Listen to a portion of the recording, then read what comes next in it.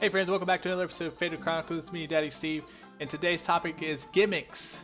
We're going to talk about what gimmicks work, what gimmicks are cringy, and kind of what I do as far as gimmicks are concerned to make myself stand out from the crowded field of Twitch broadcasters. So without further ado, let's get right into it. So what are gimmicks? What are we talking about today? Gimmicks can mean a lot of things, but in regards to streaming, gimmicks are things you do.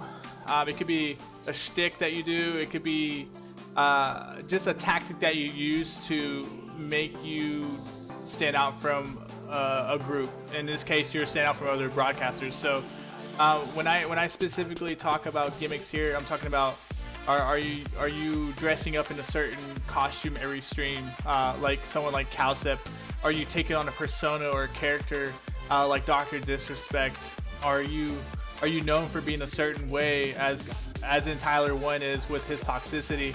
Are you bringing a different perspective or a different like outlook on certain things? Or do you have props that you use to distinguish yourself? Are you dressing like a pirate like Burke Black does? These are all different gimmicks and very obvious gimmicks, but there are some lesser known gimmicks that are out there too. People use props.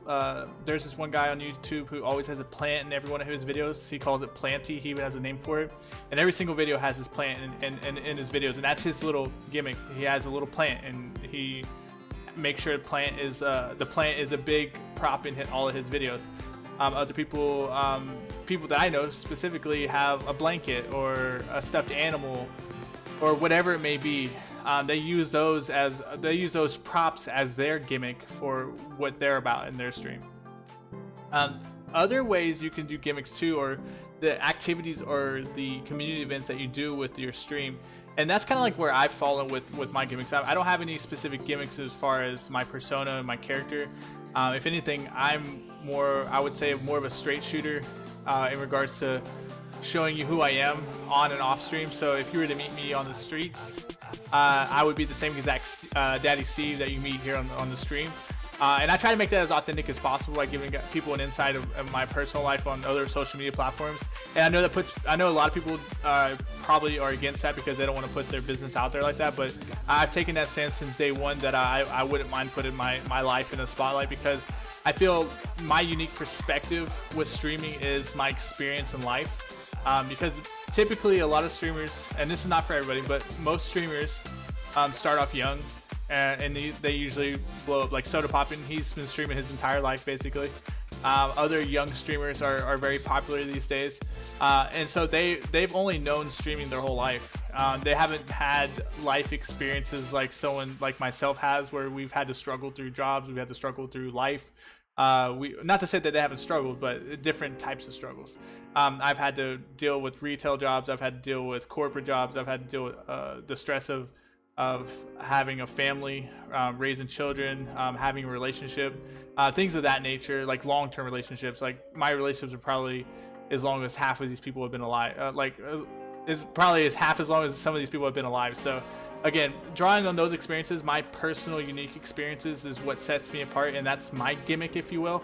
And it's about being raw, and it's about being real. It's about being as close to my real self as possible. So that way, whenever I meet these people in real life, if I ever get the opportunity to meet some of these people in real life, the person they see in real life is going to be very close, or if not exactly the same as the person they meet on the stream. And that's important to me, because I want to have that carryover as closely as possible. Like, obviously you're not going to portray every single little detail about yourself on stream, because it's sometimes not possible or not appropriate to do, but if you can keep it as close as possible, then that's good. And again, that's personal preference. That is my personal preference. Some people don't feel as comfortable with putting their business out there like that, and I understand why, because of all the, again, like I said earlier, because of all the risks that are involved with that. But in my case, I've taken that risk, and I've put my family in the spotlight, if you will, a little bit. So I understand full and well what the risks that come with that. And again, the risks that come with that is obviously people being in your business. If your family's going through some tough times, that kind of gets put in the spotlight too. So understanding that if you hit a rocky road or bumps in the road with your family or personal life, because you have your personal life out there for people to see, everybody's going to have an opinion about it. Everybody's going to chime in about how it should be or what you should do. and you got to be ready to be prepared to deal with stuff like that. And again, I don't mind. I'm ready for that challenge. So other gimmicks that I do, I don't know if they're necessarily gimmicks, but they're just ways for me to connect with my community in my own special way. So I guess it is a gimmick in a way because it's something that I'm doing to kind of draw an audience in, and then have something unique, have a unique perspective on things. And again, some of these things are not strictly unique to my channel, but they're unique in the way I do them. So an example is I do a trivia show. I call it Faded Trivia because my username used to be Max Faded, so it's Faded Trivia, and I've kept that name because of the historical reference there. And so I make a trivia board, like Jeopardy style basically, and I have 4 contestants that are from the community compete against each other, and I'm the host of the show, and we basically have 4 people compete against each other for like a reward at the end. We have the audience participate in it, and I do it every so often. Do it like every other month, if so. So I don't do it every month, so it doesn't get stale. But I do it enough to where it's something that people look forward to, and that's been one of the biggest draws on my channel for a long time. It usually has the highest viewership averages, and just new people coming in to hang out with us on the stream during those moments. So again, that's my way of pulling people in and also rewarding the community for being with me for so long. So I think we're on the 6th iteration of that. I've done 5 previously, and I'm about to do 6th one in September. So again, it's just my way of saying thanks to the community, and it's a good way for us all to get together and have a good time. And I make all the questions myself, so it's even more fun for me to see how people answer those questions. Another thing I do is at the 1v1 tournaments. I call it the Faded 1v1 tourney, again because of Max Faded name. And basically the way we do the 1v1 tournament, it's no different than any other person's 1v1 tournament in League of Legends. You literally go on the Howling Abyss map, same rule set, first blood, first tower, or 100 CS, 10-minute time limit.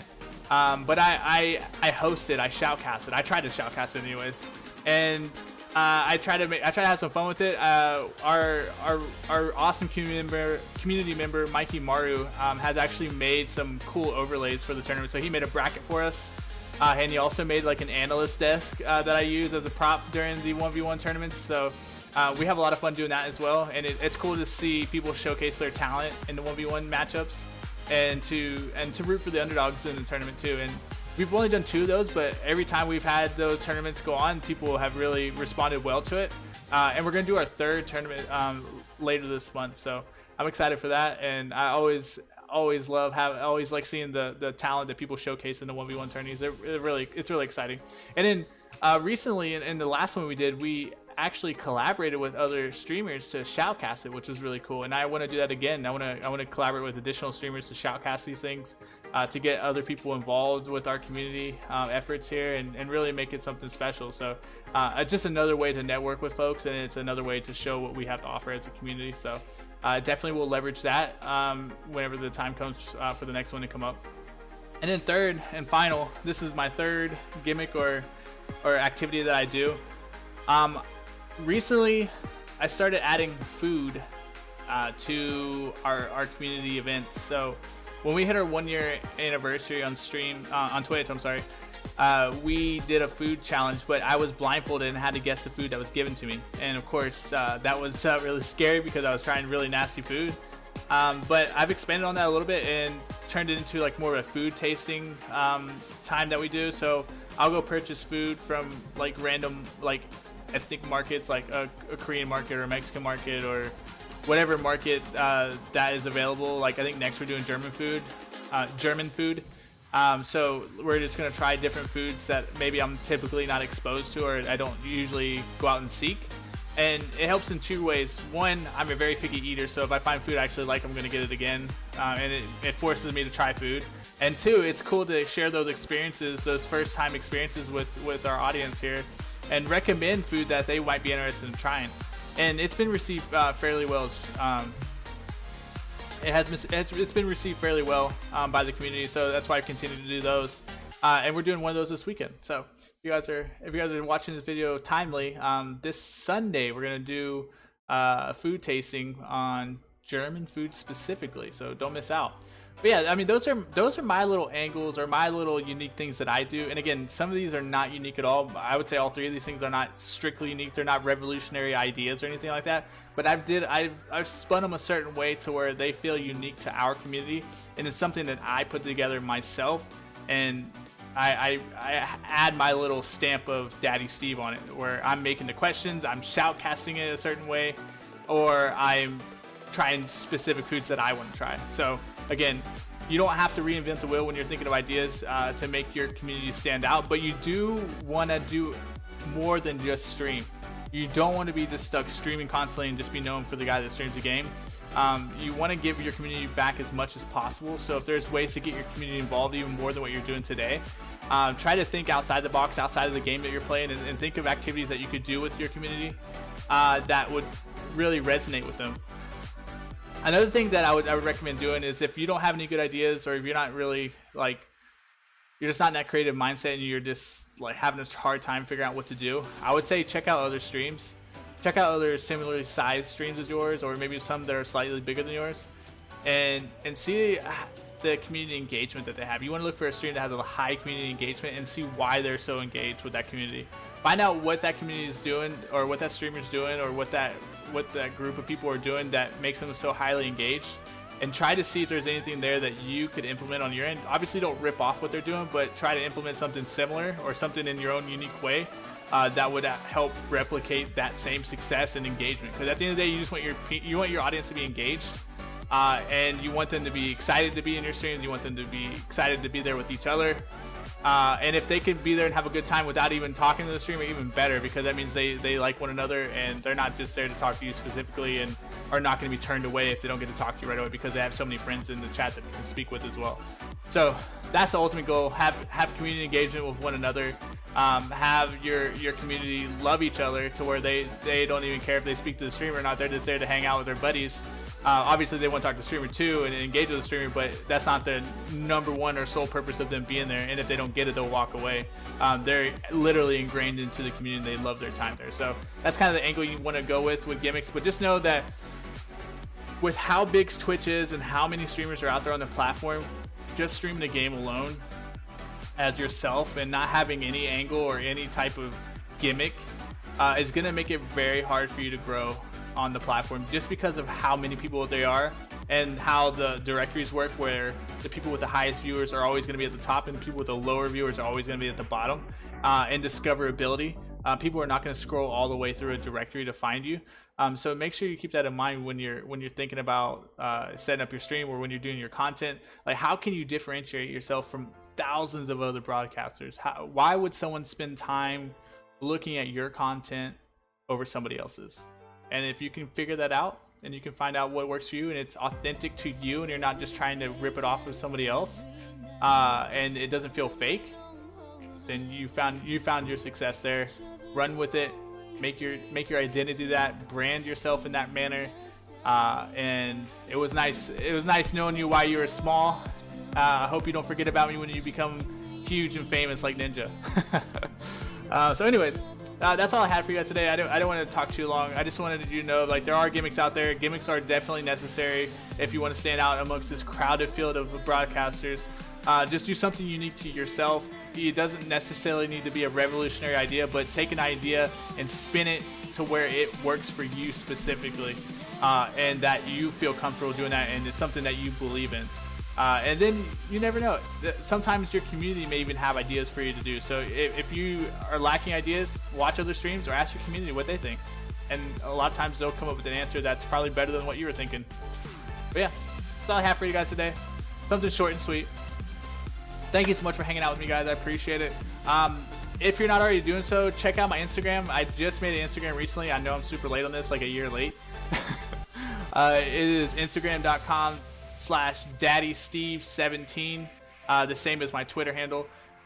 So yeah, just if you would check out the Instagram, drop me a follow. I will be trying to post on there as often as possible to kind of grow that a little bit. I definitely know I'm late to it, but better late than never. So I appreciate you guys as always. Please like, share, and subscribe, and I will talk to you guys soon. Thank you so much. Peace out. Bye bye. Bye bye.